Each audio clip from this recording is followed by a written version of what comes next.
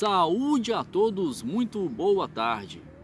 Meus amigos, como sempre faço, antes de iniciar estes recados, estes materiais, agradecendo a você, aos novos inscritos, às novas inscrições, às novas visualizações.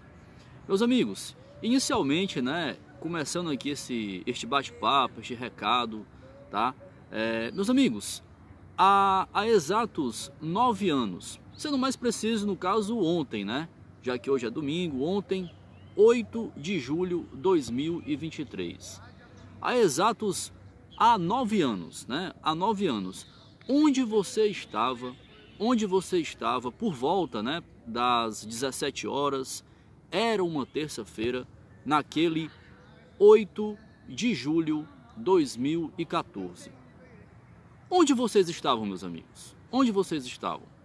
Eu, particularmente, estava aqui, depois de ter conseguido fazer algumas viagens, alguns roteiros e tudo mais, consegui, foi possível pegar 2 jogos da Copa do Mundo FIFA Brasil 2014. A primeira oportunidade, o primeiro jogo como espectador em Salvador, em Salvador, e na sequência em Fortaleza, aqui na vizinha Fortaleza. Meus amigos, 8 de julho de 2014, semifinais, o primeiro jogo das semifinais daquela Copa do Mundo FIFA Brasil 2014. Meus amigos, se encontraria nada mais, nada menos 3 títulos de Copa do Mundo da seleção alemã, chegando a mais uma semifinal seguida, já que em 2010 parou nas semifinais na Copa do Mundo da África do Sul, onde perdeu para a Espanha por 1-0. O gol do Puyol, o Cavaleiro das Astúrias, subiu e Manuel Neuer não conseguiu afastar essa. E em 2006, onde a seleção da Alemanha, nas semifinais, em Dortmund, perderia na prorrogação para a Itália, que mais tarde seria campeão. Inclusive, hoje, 9 de julho de 2023, há exatos 17 anos, a Itália sagraria-se tetracampeã mundial de futebol naquela final contra a França, em 2006. A Itália seria tetracampeã em Berlim, naquela cobrança, naquela disputa de penalidades, já que o tempo normal foi 1-1, aquele episódios da cabeçada do Materazzi e tudo mais, culminou com aquela expulsão do Zinedine Zidane, tá certo? E a Itália sagraria-se, Então hoje, há exatos 17 anos, a Itália sagraria-se tetracampeã mundial de futebol em solo alemão.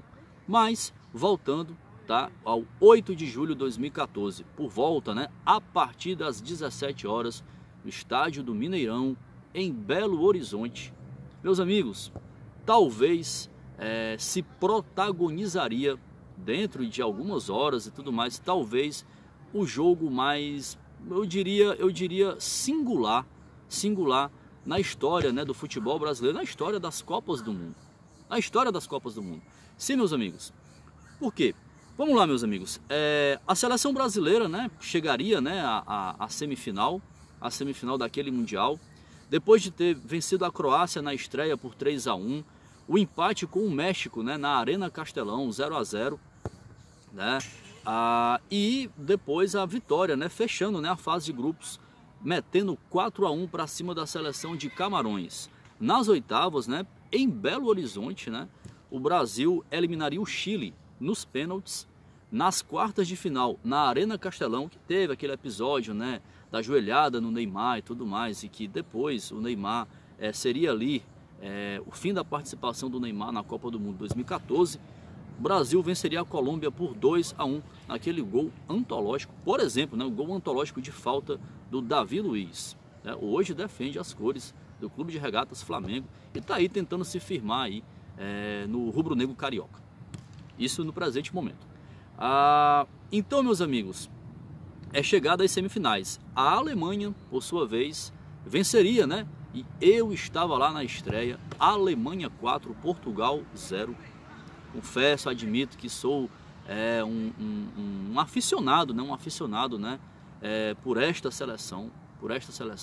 Alemanha 4, Portugal 0. Se eu for falar aqui desse material, vai pairar aí por muito tempo, certamente. Na sequência, Alemanha 2, Gana 2 em Fortaleza. Estados Unidos 0, Alemanha 1 no Recife, né? Choveu demais, choveu horrores, né, na Veneza brasileira, mas a Alemanha com este uniforme venceria a seleção dos Estados Unidos por 1-0.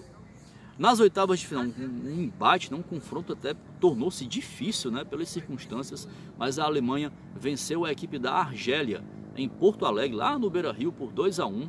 Nas quartas de final, no Maracanã, a Alemanha venceria a França, uma cabeçada do Mats Hummels, tá?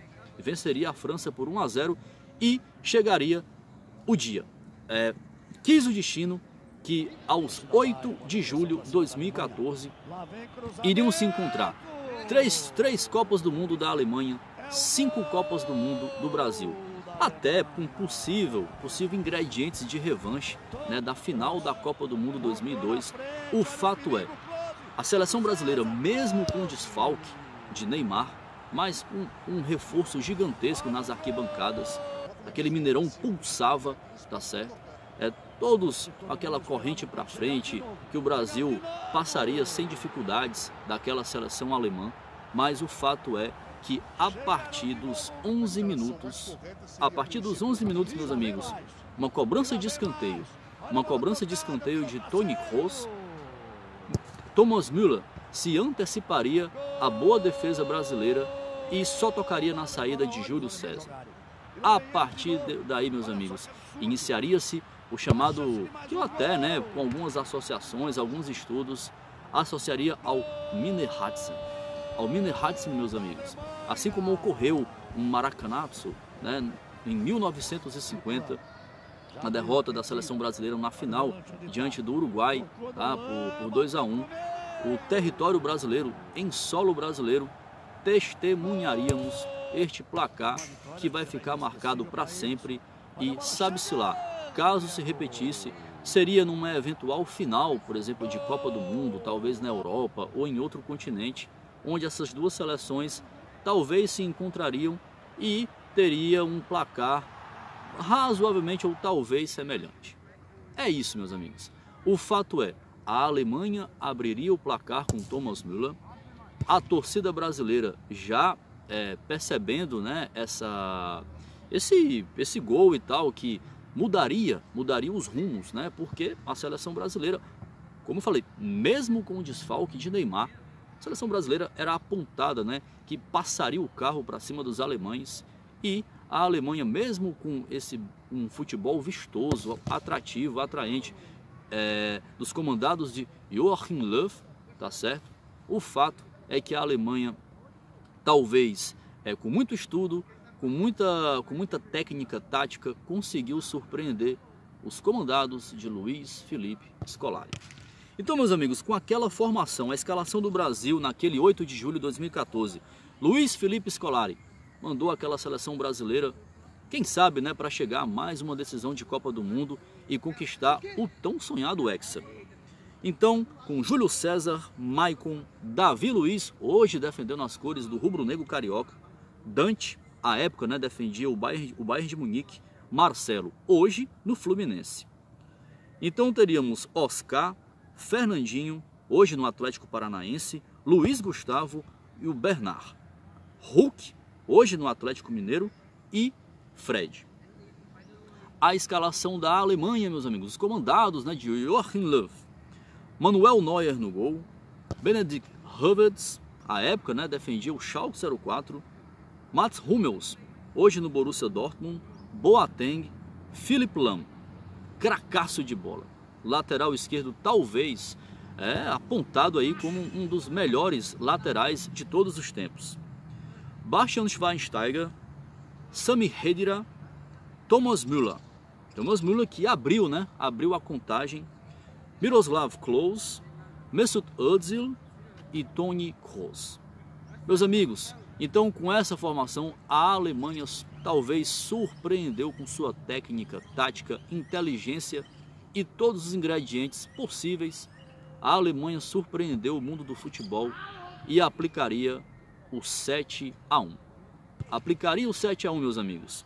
Então, nessa sequência, Thomas Müller, por volta aí dos 11 minutos, aos 23, Miroslav Klose, com este gol, o segundo gol da Alemanha, o Klose ultrapassaria o Ronaldo, até então o maior artilheiro em Copas do Mundo, com 15 gols.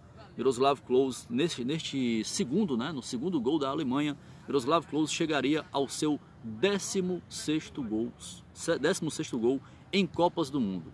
E isso ainda permite, isso ainda faz Miroslav Klose ser o maior artilheiro em Copas do Mundo FIFA.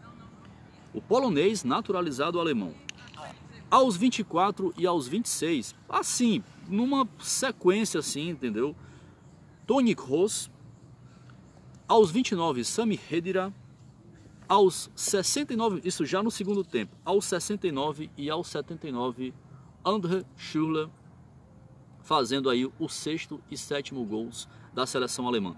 E ainda teve uma oportunidade com o Mesut Özil, que quase por questão de centímetros talvez, não teria ocorrido um 8º gol naquele Mineirão atônito, que jamais acreditaria no que os olhos daqueles cerca de 60, 70 mil espectadores estariam presenciando. E aos 90 minutos, coube a Oscar fazer o chamado, o gol de honra da seleção brasileira.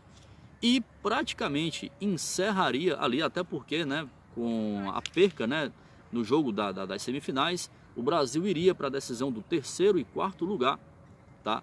E o Brasil ainda tomaria 3-0 da Holanda, tá? Em Brasília. O Brasil terminaria a Copa do Mundo FIFA Brasil 2014 na 4ª colocação. Em seguida, Luiz Felipe Scolari pediria o boné e a Alemanha, após o 7-1, iria à decisão medir forças contra uma Argentina. E foi um jogaço. E a Alemanha, depois da última final, depois da última final, 2002, tá? A Alemanha, 24 anos depois, repetindo o feito que teria ocorrido com Brasil e Itália, 24 anos depois, a Alemanha seria campeã mundial e chegaria ao seu 4º título de Copa do Mundo. Aquele gol da prorrogação marcado por Mario Götze, onde a Alemanha venceria a Argentina por 1-0. É isso, meus amigos. E hoje, então aí a história, desse 8 de julho, ontem, 9 anos deste episódio, 9 anos, próximo ano, 2024, chegou a 10 anos deste capítulo que o mundo viu a história do futebol brasileiro, pôde presenciar em solo tupiniquim. Meus amigos, e até algumas pessoas costumam afirmar, depois desse episódio, a Alemanha seria campeã do mundo em 2014, naquele 13 de julho de 2014, Alemanha 1, Argentina 0, e a Alemanha há 2 Copas seguidas, 2018 e ano passado, em 2022, a Alemanha bate recordes, pois jamais isso teria ocorrido na sua riquíssima história. A seleção da Alemanha sequer passa da fase de grupos e fica por isso mesmo. Isso jamais teria ocorrido. Verdadeiros tabus vêm ocorrendo com a seleção alemã. Meus amigos, e hoje, 9 de julho, também data, além do que eu falei, dessa questão do título, da Itália, hoje, 17 anos, há 17 anos, a Itália sagraria-se tetracampeã mundial de futebol em solo alemão, em Berlim. Hoje também, meus amigos, há exatos 23 anos, o São Paulo faria a sua, na participação mais longeva em Copas do Brasil. Hoje, faz justamente naquele 9 de julho de 2000, onde o Cruzeiro, né, sagrou-se, né, campeão da Copa do Brasil em cima do São Paulo. 2000, até aqui, a única decisão onde o São Paulo foi mais longe em finais de Copa do Brasil. São Paulo que abriu o placar com Marcelinho Paraíba, fazendo o seu torcedor sonhar, depois de uma temporada bastante empolgante e tudo mais, e o São Paulo perderia aqueles ingredientes, né? O Cruzeiro empataria aos 35, São Paulo abusou de perder gols, tá? E no final do jogo, já praticamente ali nos 45, 46, Giovani bateria aquela falta, o Axel talvez teria aberto ali um pouco a barreira, as pernas e tal, essa bola passaria e o Cruzeiro, São Paulo aí com a possibilidade enorme de voltar à Libertadores, perdeu o título da Copa do Brasil na sua melhor participação até aqui e o Cruzeiro seria tricampeão da Copa do Brasil. É isso, meus amigos.